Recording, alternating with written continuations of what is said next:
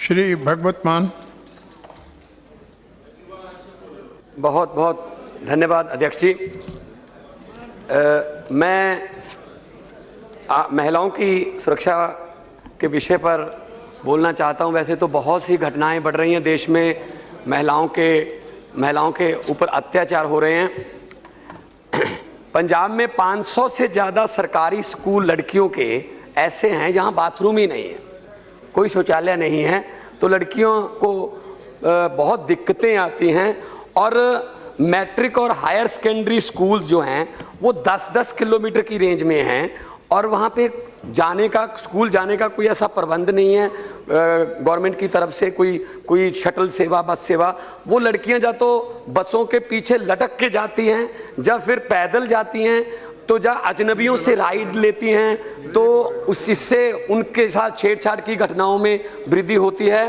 और इसके चलते क्या होता है अध्यक्ष जी, इंटेलिजेंट लड़कियों को उनके माता पिता स्कूल से निकाल लेते हैं कि हमने नहीं पढ़ाना, हमारे लिए इज्जत ज़्यादा बड़ी है, हमारे लिए इसने पढ़ के क्या करना, ये तो पराई है। और दिक्कत ये है कि माता पिता के घर पे भी कहा जाता है तू बगानी है, और जब ससुराल चली जाती है वो भी कहते हैं तू पराई है। उसका महिला का तो धरती में हिस्सा ही नहीं कभी डलता।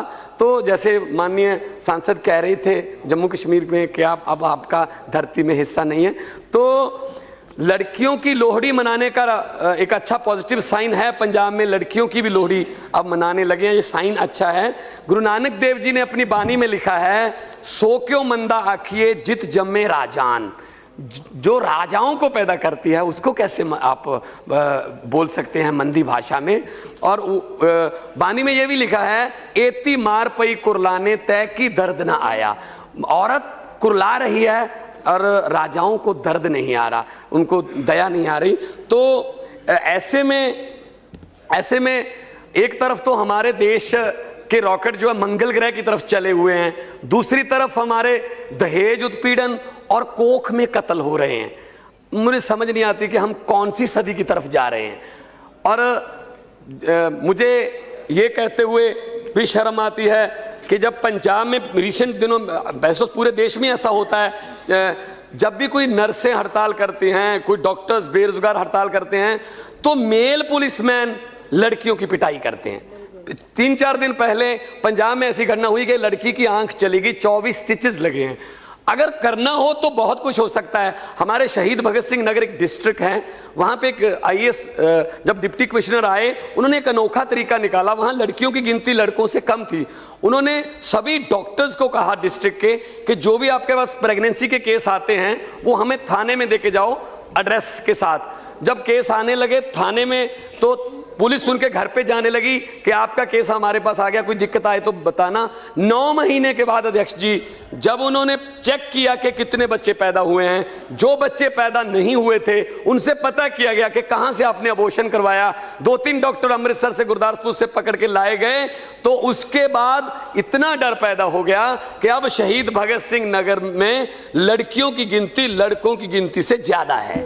अगर करना चाहे तो एक डिप्टी कमिश्नर भी कर सकता है, लेकिन इच्छा शक्ति चाहिए। तो इन बातों को लेकर मैं आज आपके साथ ये आपके माध्यम से मैं ध्यान दिलवाना चाहता था। और मेरी एक छोटी सी कविता की लाइनें हैं, पंजाबी में है, मैं उसके बाद बैठ जाऊंगा। लड़की अपनी माँ के साथ बात कर रही है जो अभी पैदा नहीं हुई। वो कह रही है, आजा बैठ के माए गल्लां करिए कम दियां, आजा बैठ के माए गल्लां करिए कम दियां, राजगुरु सुखदेव भगत सिंह मामा ही ने जम दियां, की पता मैं जम देवां कोई अगमड़ा मर्द नहीं माए, पेट विच ना कत्ल कराई यही मेरी अर्ज नहीं माए। मतलब लड़की कह रही है कि शहीद भगत सिंह, राजगुरु सुखदेव जैसे योद्धे वो भी माँ के पेट से पैदा हुए थे, क्या पता मैं भी कोई ऐसा योद्धा पैदा कर दूं, इसलिए मुझे पेट में कत्ल ना करवाओ, मुझे भी दुनिया में आने का हक है। और दुनिया में आकर भी एहसान नहीं करते हम। कोई लड़की पैदा कर दी, कोई एहसान नहीं किया कि हमने लड़की मारी नहीं है, पैदा कर दी, उसको जीने का माहौल भी मिलना चाहिए। कई बार क्या होता है 20-21 साल की जब हो जाती है उसको हम दहेज के लालचियों को पकड़ा देते हैं, भाई साहब हमसे तो मरी नहीं तुम मार दो।